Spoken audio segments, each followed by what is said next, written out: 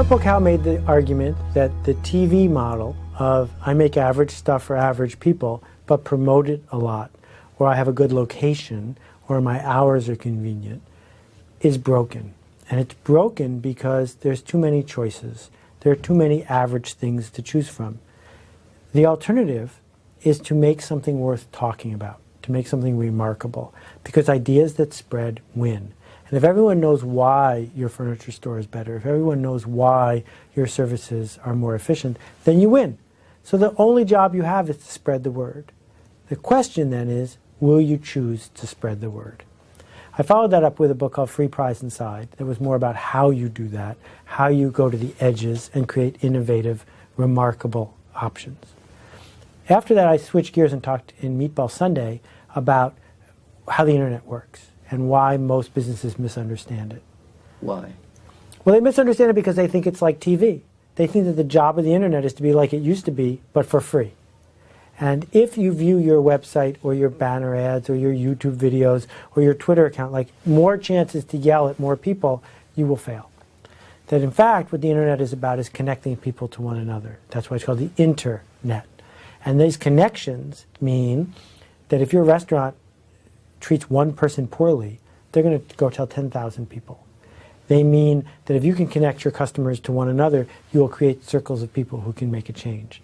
It means that no one types in your website address to find you. They type it into Google, and if Google doesn't recognize you, you're invisible.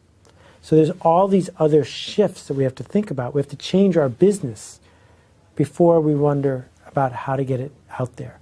And that revolution is what's going on right now. We have to change our business. How? In what direction? Why? For 100 years, businesses, North America, Latin America, South America, have been about one thing. How do you make an efficient factory to make stuff? Mm-hmm. If you have a coal mine, how do you get the coal out of the dirt as cheap as possible? If you're an insurance company, how do you make writing policies as cheap as possible? That mindset, drill it in, is very imperialist, and it's very old school, and in fact, it worked for a really long time. But then we caught up with ourselves. Now we can't make it any cheaper. We can't make it any faster. We're not going to win because our stuff's more average. That we have to change our business and say, no, what we make are things that are more interesting, not things that are more average. So if I pick a couple industries, if I look at the computer business, Dell computer, boring, average, cheaper. Apple computer, the most profitable, valuable tech company in North America. What's the difference? The difference is Apple doesn't worry about making it cheaper. They don't worry about their employees fitting in.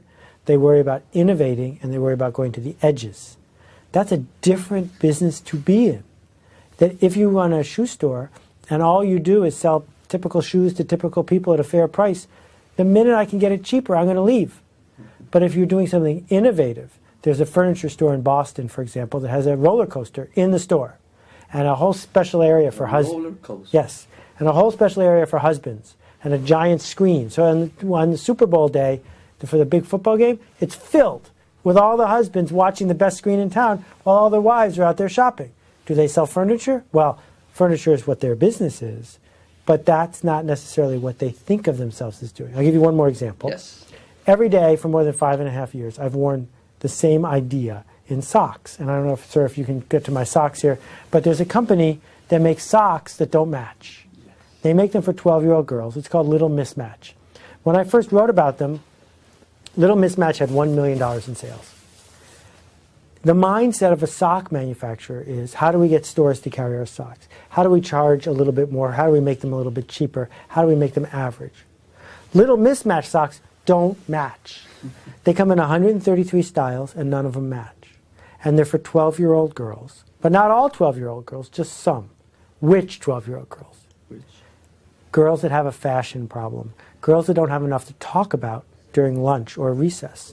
They can't afford a new outfit every day, but they can wear these socks.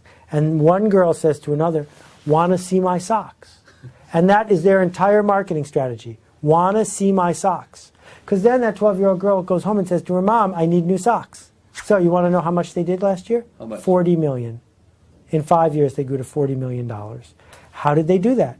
The socks are ordinary, but the story is extraordinary. So if you said to them, what do you do for a living? They wouldn't say, we make socks. They would say, we tell stories.